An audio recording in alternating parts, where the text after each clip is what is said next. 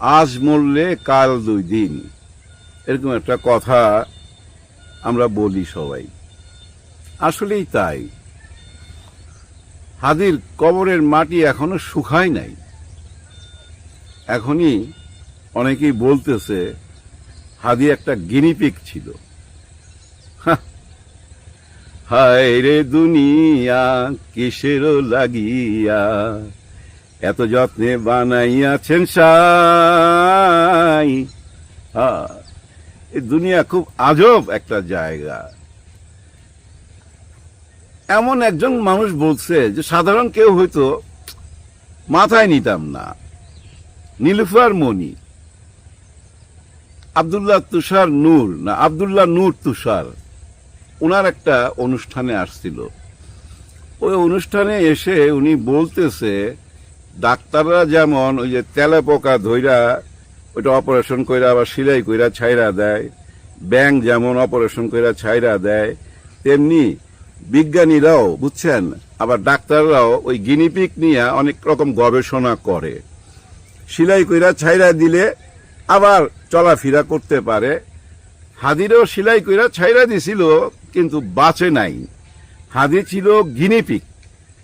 মানে ওনার বলার উদ্দেশ্যটা কি আপনি এমন বুঝা নিয়েন একটু, যে তুষার যে আব্দুল্লাহ নূর তুষার উনি নিজেই বিব্রত হয়ে গেছে উনার কথা শুনা। উনি থামায় দিছে এবং কথাটা ঘুরে দিছে। দেখেন উনি কি বুঝাইতে চাইল। ওনার মনের মধ্যে অনেক রকম প্রশ্ন। হাদি তো এমন কোন বড় দলের নেতা না এবং নিবন্ধনও নাই। ওই 5-6 জন 10 জন লোক ইয়া ঘুরে বেড়াইতো। কেউ ময়লা পানি গায়ে ফেলে দিলে বলতো যে ভাই গায়ে পানি ফেলেন আর যাই ফেলেন ভোটটা দিয়েন। ওই হাদির জন্য মানে ওই হাদি মারা যাওয়ার পর এত মানুষ কই থেকে আসলো, তার মানে এগুলা সব নীল নকশা করা।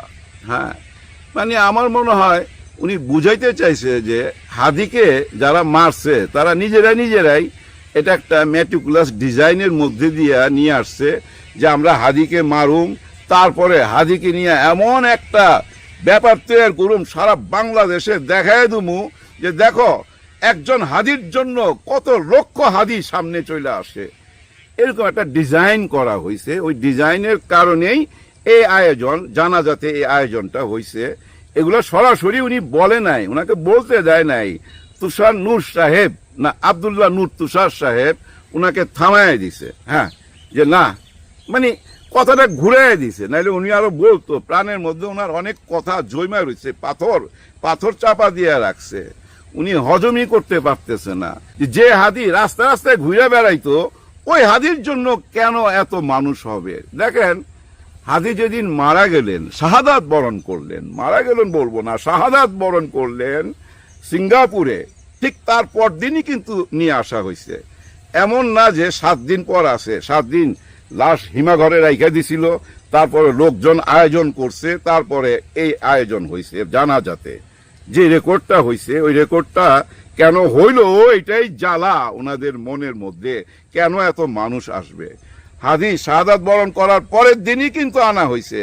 আচ্ছা, আপনারা কি এমন কোন দৃশ্য দেখছেন যে ট্রেনের ছাদে কইরা মানুষ আসতেছে ঢাকার দিকে, অথবা লঞ্চে কইরা মানুষ আসতেছে, বাসে কইরা আসতেছে, এরকম কোন আয়োজন দেখছেন? বা এরকম কেউ কি ডাক দিছিল যে বাংলাদেশের সবাই চলে আসেন হাদির জানাজাতে? এরকম কোন কথা কেউ বলছে? বলে নাই। ওইখানে যারা গেছে নিজের ইচ্ছাতেই গেছে। আমার তো মনে হয় ওইখানে যারা ছিল বাংলাদেশের অনেক জায়গা থেকেই গেছে, কিন্তু খুব অল্প সংখ্যক মানুষ। ওইখানে যারা গেছে ঢাকার কাছ থেকে গেছে, ঢাকার আশেপাশে যারা তারাই বেশি ছিল। দেখেন এমন না যে ওইখানে বিএনপি পুরা ওনাদের দল বল নিয়ে গেছে, এমন না কিন্তু হয় নাই। এমনও না যে জামাত ঘোষণা দিছে বা ছাত্র শিবির ঘোষণা দিছে যে আপনারা সবাই ওখানে চলেন, তেমনও না। কিন্তু যারাই গেছে একদম মনের টানে গেছে, নিজের মনের ইচ্ছাতে গেছে। কিন্তু এরা কারা? যাদেরকে ডাকলো না তারা চলে আসলো, যাদের জন্য কোনো বাস ভাড়া দিল না, ট্রেন ভাড়া দিল না, লঞ্চ ভাড়া দিল না, তারপরও তারা চলে আসলো। ভাই এরা কারা জানেন? এরাই ছিল 5ই আগস্টের, হ্যাঁ এরাই ছিল 5ই আগস্টের সেই জুলাই বিপ্লবে। এই মানুষগুলাই ছিল। এরা কোনো দলের না ভাই, এরা কোনো দলের লোক না, এরা বাংলাদেশের, বাংলাদেশ একটা নামে দল আছে, ওই দলের লোক। ওরা জুলুম সহ্য করছে, অনেক অত্যাচার দেখছে, এই দেশ কোন পথে যাইতেছে সব দেখতেছে, কিন্তু বলতে পারে না। যখন বলার সুযোগটা পায় তখন বলে, যেভাবে 5ই আগস্টে বলছিল। এই 5ই আগস্টে যারা ছিল রাস্তাতে, যারা ভাই এই যুদ্ধেতে অংশ নিছিল, যারা বুলেটের সামনে বুক পাইতা দিছিল, এরাই তারা, এরাই গেছিল হাদির জানাজায়, শহীদ হাদির জানাজায় এরাই ছিল। নীলুফার মনি আপা, আপনার বুঝার ক্ষমতা থাকা উচিত।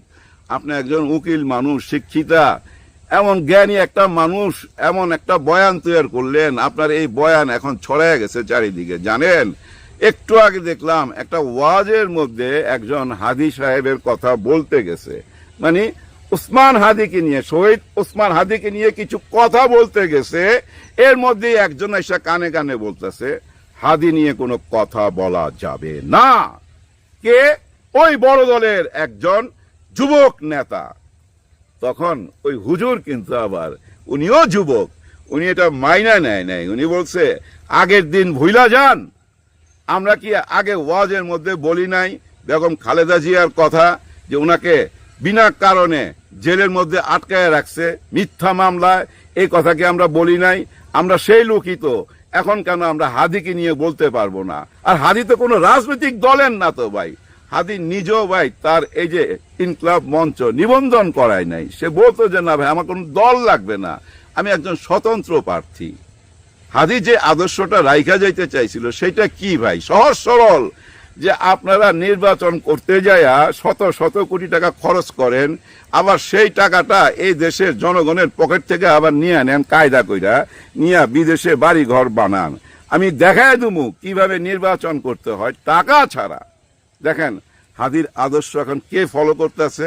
আমাদের তাসলিম যারা। খুব ভাল লাগছে ভাই, খুব ভাল লাগছে। আমিও আমার শ্যালককে ঢাকায় ফোন করে বইলা দিছি ওই অ্যাকাউন্টে কিছু টাকা দিতে। হ্যাঁ, তাসলিম যার একটা অ্যাকাউন্ট দিছে, বিকাশ নাম্বারও দিছিল। আমি যখন ফলো করতেছিলাম তখন 11 ঘন্টা পার হয়েছে। আমি দেখছি 11 ঘন্টার মধ্যে প্রায় 36 লক্ষ টাকা, আরো বেশি হইতে পারে বা কম হইতে পারে, এরকম একটা অ্যামাউন্ট চলে আসছে 11 ঘন্টায়। তার মানে দেখছেন কি ভালোবাসা। কেন এই ভালোবাসা? ভাই মানুষ এখন এই সোশ্যাল মিডিয়ার মাধ্যমে না সবাই খবর সবাই রাখে। হ্যাঁ, এই যে মনিয়াপা, আপনিও একজন নারী, তসলিম যারা একজন নারী। দেখেন উনি নির্বাচন করতেছে কি সুন্দরভাবে, কিভাবে বলছে যে আমি কেন এই অ্যাকাউন্ট করছি, কেন এই বিকাশ নাম্বার দিলাম, এগুলা সব স্বচ্ছতা থাকবে, আয়নার মতো পরিষ্কার থাকবে। আমার এখানে নির্বাচন করতে গেলে যে টাকাটার প্রয়োজন, যতগুলা ভোটার আছে এখানে, প্রতি ভোটারের পিছনে আমি 10 টাকা করে খরচ ধরছি। ওই হিসাবে ওনার অ্যামাউন্টটা যেন কত আমার মনে নাই, মানে কোটি টাকার নিচে, 70-80 লাখ এরকম হইতে পারে বা আরো কম হইতে পারে। যাই হোক, আপনারা একটু দেখা নিয়েন। আমার এই অ্যামাউন্টটা আসার সঙ্গে সঙ্গে আমি অ্যাকাউন্ট 2টা বন্ধ করে দিব, এবং এখান থেকে কোথায় কিভাবে খরচ হচ্ছে এর জন্য আমি একটা টিম বানাইছি। সেই টিম আপনাদেরকে জানাবে, এই সোশ্যাল মিডিয়ার মাধ্যমে জানাবে। তার মানে বুঝছেন উনি কোন পথে গেছে? ওই যে একজন মুসলিম ভাই মেয়রের পদপ্রার্থী ছিল না আমেরিকায়, উনি ভারতের বংশোদ্ভূত কিন্তু মুসলিম। উনি কিভাবে নির্বাচন করছিল? এই সোশ্যাল মিডিয়া কাজে লাগায় নির্বাচন করছিল। এই সোশ্যাল মিডিয়ার মধ্যে এরকম হেল্প চাইতো, সবাই কাছে যায় দাঁড়ায় থাকতো, রাস্তায় দাঁড়ায় থাকতো ভাই, নিজের ব্যানার নিজে নিয়ে এইভাবে লাইফে দাঁড়ায় থাকতো, তখন কেউ পাশে দাঁড়াইতো না। কিন্তু ধীরে ধীরে মানুষ বুঝতে পারছে, তার সচ্চা দিলের মনের কথাটা বুঝতে পারছে যে এই লোক সৎ লোক, যার জন্য উনি পাশ কইরা গেছে। আজকে লেখা রাখেন এই তাসলিম যারাও পাশ কইরা যাবে। হ্যাঁ ভাই, অবশ্যই পাশ করবে। দেখেন গোল্ডেন ফিউচার রাইখা চলে আসছে লন্ডনে। লন্ডনে গোল্ডেন ফিউচার, হাজবেন্ড ওয়াইফ দুইজনই ভাই ওইখানে খুবই ভালো অবস্থায় ছিল। আর আপনারা তো জানেন তাসলিম যারা বিদেশে একটা বড় ইউনিভার্সিটিতে উনি নিজেই শিক্ষক ছিল, সেই চাকরি ছাইরা দিয়া চলে আসছে। এবার বুঝেন এইটাকে বলে দেশপ্রেম। দুইজন নারীর কথা বললাম, দুইজন নারীর মধ্যে তফাৎটা আপনারা বুঝা নিয়েন। একজন নারী বলতেছে যে আমাদের শহীদ হাদি একটা গিনিপিগ ছিল কোন একটি দলের কাছে, তারা এটা নিয়ে খেলছে, মানুষের ইমোশন নিয়ে খেলছে। চিন্তা করেন, হায় হায় হায়। আর কিছুদিন পর হয়তো আরো অন্যরকম কথা বলবে। হ্যাঁ ভাই, বলবে যে তারা নিজেরাই নিজেদেরকে ওইটা কইরা নিজেরা মাইরা এই নাটক সাজাইছে, এটাকে একটা ড্রামা বানায় ফেলাইবো, পূর্ণ দৈর্ঘ্য একটা সিনেমা বানায় ফেলাইবো ওই কিছুদিন পরেই। দেখেন, সেই ৭১-এর মুক্তিযোদ্ধাদেরকে আমরা এখনো কিন্তু সম্মান করি না? সম্মান করি ভাই। যারা সত্যিকার মুক্তিযোদ্ধা তাদেরকে সম্মান করে না এমন একটি মানুষ এই বাংলাদেশে খুঁজে পাবেন না। আপনি জামাতের ভিতরেও খুঁজে পাবেন না, ছাত্র শিবিরও খুঁজে পাবেন না। কিন্তু যারা ধোঁকাবাজ, যারা দেশটাকে নষ্ট করছে মুক্তিযোদ্ধার সার্টিফিকেট বিক্রি কইরা, যারা দেশটাকে নিয়ে খেলছে, দেশটাকে চুইসা খাইছে, তাদেরকে আমরা হেট করি, ঘৃণা করি, তাই না? কিন্তু অরিজিনাল মুক্তিযোদ্ধাকে আমরা আজও বুকে লালন করি। আর এই যে 2024-এ তাদেরকে আমি মুক্তিযোদ্ধা বলবো না, কিন্তু তারা তো ভাই যোদ্ধা, তাই না? এই দেশটাকে তো তারা রক্ষা করছে, তারা রক্ষাকারী। হ্যাঁ ভাই, এরা রক্ষা করছে, নাইলে এই দেশটাকে কে ফেলতো? 2041 সাল পর্যন্ত ওরা প্রোগ্রাম বানায় ফেলাইছিল। 2041 সালের পরে দেখতেন এই দেশটা অঙ্গরাজ্য হয়ে যেত। কেন এই কথাটা বললাম? দেখেন, আমাদের দেশের একজন মানুষ মারা গেছে, আমাদের দেশের নাগরিক মারা গেছে, উনি সনাতন ধর্মের, ঠিক আছে? আমার এক ভাই মারা গেছে। কি কারণে মারা গেছে এটা তদন্ত করেন, আপনারা নিজেরাই জানতে পারবেন, বুঝতে পারবেন। ওনাদের দলেই ভাই ওনাদের সঙ্গে জড়িত, ওই ছেলেটা যে দলটা করতো ওই দলের সঙ্গে জড়িত, এবং ওই ছেলেটা আল্লাহ রসুলকে নিয়ে কটূক্তি করছে। ওই কটূক্তি করতে যায় ও ধরা খাইছে, এবং ওই মব জাস্টিসে যেটা হয় ভাই, তাকে মাইরা। এটা খুবই দুঃখজনক কথা, খুবই ঘৃণিত একটা কাজ, কেউ মানবে না।